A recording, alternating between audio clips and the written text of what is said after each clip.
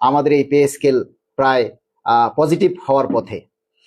আপনারা সবসময় আমি আপনাদেরকে একটা কথা বলেছি যে দেখেন, আপনারা অনলাইন নিউজে বিশ্বাস করবেন না, অনলাইন নিউজে কেউ কান দিবেন না। কয়েকদিন থেকেই আপনারা দেখেছেন যে অনলাইনে প্রচার করে বেড়াইছে যে মহার্ঘ ভাতা দিবে, সরকারি কর্মচারীরা মহার্ঘ ভাতা পাবে। মানে অনলাইন চ্যানেল সহ প্রত্যেকটা জায়গায় মিডিয়ায় প্রচার করছে যে মহার্ঘ ভাতা দিবে। কিন্তু আমি পোস্ট দিয়েছি যে মহার্ঘ ভাতাটা সম্পূর্ণ গুজব।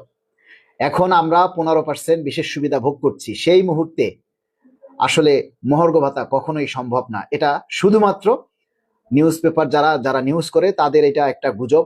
তারা তাদের প্রচারের স্বার্থে, তাদের ব্যবসার স্বার্থে প্রচার করছে। সেটা সত্যতা আপনারা পেয়েছেন যে 16 তারিখ আমাদের অর্থ উপদেষ্টা মহোদয় কিন্তু স্পষ্টই বলেছেন যে এখন কোনো মহার্ঘ ভাতাটা হবে না, যা হবে তা পে স্কেলের মধ্যেই হবে। আপনারা কথাটা কিন্তু স্পষ্টভাবে শুনেছেন। যারা শুনেননি তারা আবার আমার পেজে গিয়ে শুনে নেবেন, আমার পেজে সে পোস্ট করা আছে। অর্থ উপদেষ্টা মহোদয়ের বক্তব্যের সেই পোস্ট আমার আইডিতে করা আছে। এরপরে আসেন, যখন অর্থ উপদেষ্টা মহোদয় প্রশ্ন করেছে নাটোরের এক সাংবাদিক প্রশ্ন করেছিল যে কর্মচারীরা প্রতীকী অনশন পালন করছে, তখন অর্থ উপদেষ্টা মহোদয় কিন্তু বলেছেন যে ধৈর্য ধরতে। অনেক বিশাল একটা ব্যাপার, যেহেতু 10টা বছর পে স্কেল হয় না, এখন যে পে স্কেল হচ্ছে সেটা অনেক বড়, অনেক বিশাল অ্যামাউন্টের ব্যাপার, অর্থের ব্যাপার, তাই তাদেরকে ধৈর্য ধরতে বলছে। এবং তিনি আর একটা সাক্ষাৎকারে স্পষ্ট করেই কিন্তু বলেছেন যে আমরা ধাপে ধাপে পে স্কেলটা বাস্তবায়ন করব, তবে প্রথমে বেসিকটা পাবে, এরকমের একটা স্পষ্ট কথা উনি বলেছেন। ধাপে ধাপে হবে, আমরা 3 ধাপেও যদি দেয় তাতেও আমরা রাজি, কিন্তু আমরা চাই গেজেট।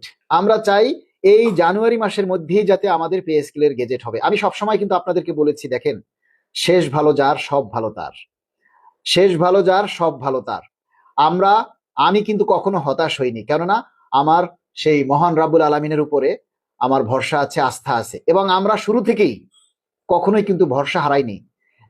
একটা জিনিস দেখেছেন, সব সময় কিন্তু আমরা পজিটিভ ছিলাম যে ইনশাল্লাহ আমাদের পে স্কেল হবে। আজকে আমাদের সেই পে স্কেল পজিটিভ হওয়ার পথে, এবং যে এই যে রিভাইজ বাজেট, সেই রিভাইজ বাজেটেও কিন্তু আমাদের এই পে স্কেলের জন্য অর্থ বরাদ্দ রাখা আছে। এবং জানুয়ারিতে আংশিক সুবিধা দিবেন বলেছেন। আংশিক মানে আপনি বেসিকটা পাবেন, হয়তো পরবর্তী যে বাজেট জুলাই, সেই জুলাইতে আপনি বাড়ি ভাড়া বা ভাতা পাবেন, বা তারপরে আবার আবার আপনি অন্যান্য যে ভাতা আছে সেগুলি পাবেন।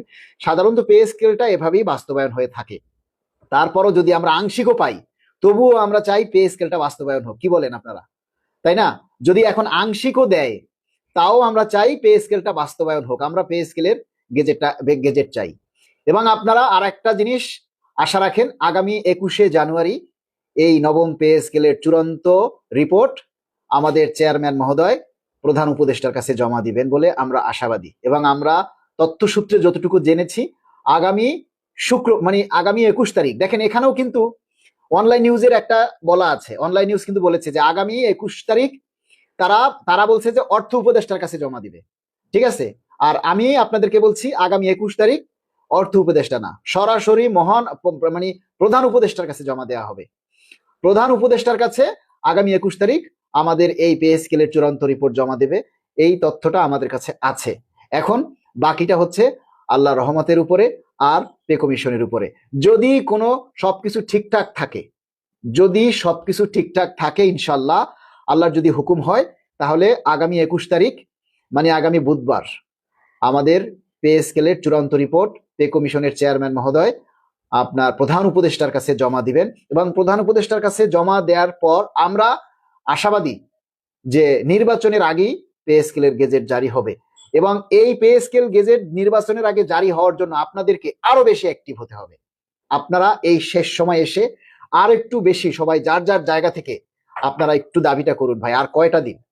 আমি আপনাদের কাছে হাত জোর করে অনুরোধ করছি, 1400 মানুষ আপনারা লাইভে আছেন, আমি আপনাদেরকে আমি জোরালো ভাবে আপনাদের কাছে অনুরোধ করছি, আপনারা এই শেষ কয়টা দিন ভাই আপনারা একটু জোরালো ভাবে এই দাবিটা তুলুন যে আমরা জানুয়ারির মধ্যেই পে স্কেলের গেজেট চাই। সবাই শুধু এই একটা কথাই লিখবেন, আমরা জানুয়ারি 31 তারিখের মধ্যেই পে স্কেলের গেজেট চাই, অন্য কোনো কথা নাই।